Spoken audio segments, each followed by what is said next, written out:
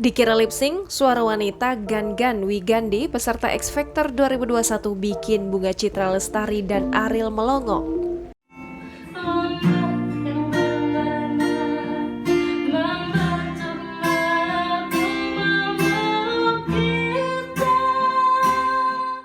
Gan Wigandi peserta X Factor 2021 Indonesia sukses jadi trending YouTube Indonesia.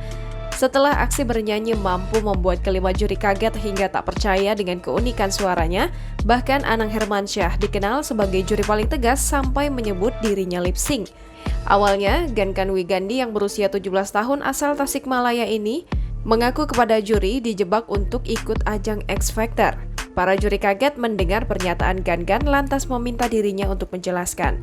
Gan lalu menyebut jika kedua kakak sepupunya lah yang berinisiatif mendaftarkan dirinya ke ajang X Factor via online. Gan juga mengaku sangat mengidolakan sosok Rosa, di mana dirinya menyukai lagu-lagu dari kekasih Afgan tersebut. Lalu ketika Gan mulai bernyanyi, juri langsung sontak dibuat kaget dengan suara uniknya. Bahkan Ariel Noah dibuat geleng-geleng kepala, tak percaya dengan suara yang didengarnya saat Gan bernyanyi.